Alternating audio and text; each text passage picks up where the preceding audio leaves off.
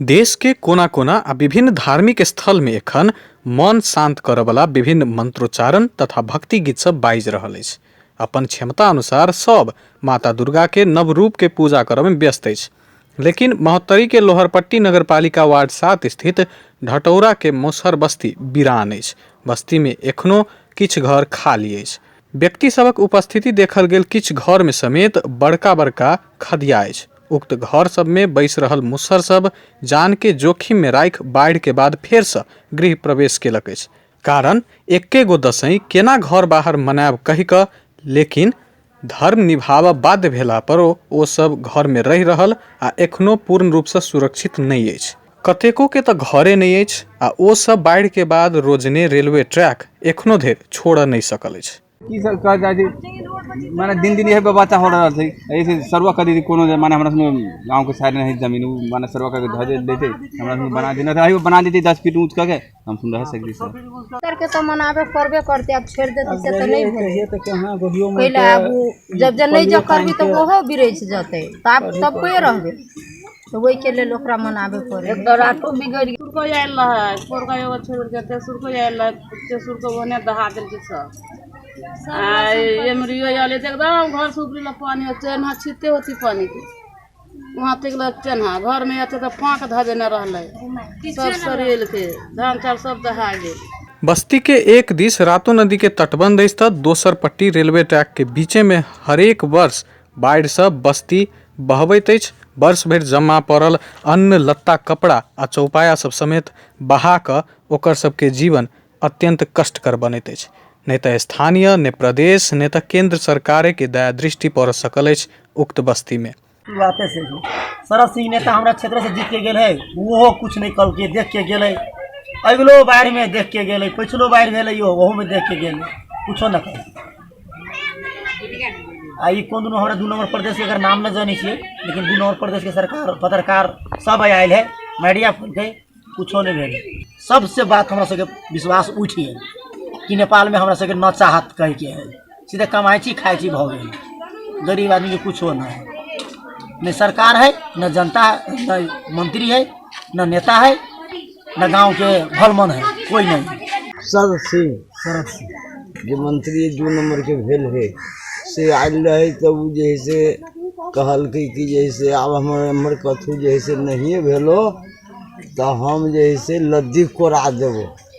अब कहिया कोड़ा देते से तो आप शरद सिंह जानती है, मंत्री जानते इतने अखन तो भर छाती जैसे गधे घर में गड्ढा छिटते है, कोनो खम्हा खमनी के नहीं रह दिल की साबित से जुड़ियो जारी के बनाए कोनो उपाय नहीं है कि करूँ। बाँस बत्ती वही पुरना के लगे आप पबनी लगे कते धिया पुता रहे तो जाके एगो नांगर के पूजा करा लगी जैसे बना देंगे। अब कोनो उपाय नहीं।